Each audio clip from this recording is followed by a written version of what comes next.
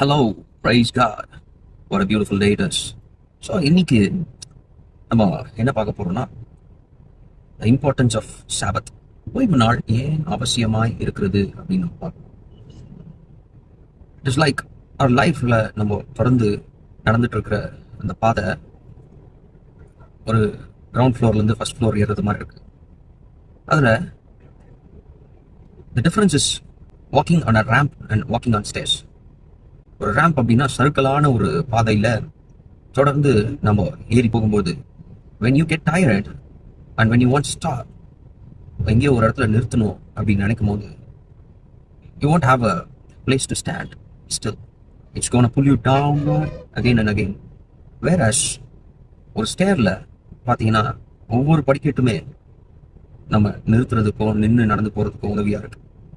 So இந்த similar வே ஒவ்வொரு 6 நாளும் நம்முடைய வாழ்க்கைகளில் முன்னேறி போகிறதா காணப்பட்டாலும் அந்த 7வது நாள் அப்படின்றது is the position of rest, where you can stay put, stand and again climb up. ரேம்பில் நமக்கு அந்த நன்மை கிடைக்கிறது இல்லை. So when you are so tired, you get back down to where you started. So ஆண்டவர் இதுக்கு தான் நமக்கு பார்த்தீங்கன்னா ஒரு ஓய்வு நாள்னு ஒன்று கர்த்தர் உண்டு பண்ணியிருக்கிறார். ஸோ ஓய்வு நாளுக்காக மனுஷனை உருவாக்காம மனுஷனுக்காக ஓய்வு நாளை உருவாக்கியிருக்கிறேன்னு சொல்லியிருக்கிறார். So that is the reason.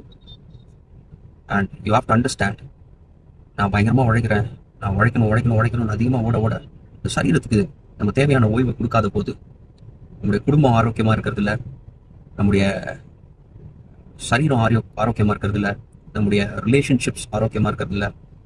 So it is important that we give this time of rest, which is the most important thing. So இன்னைக்கு நம்ம இருதயத்தில் வச்சுக்கோம், கர்த்தர் பெரிய காரியங்களை நம்ம மத்தியில் செய்வார்.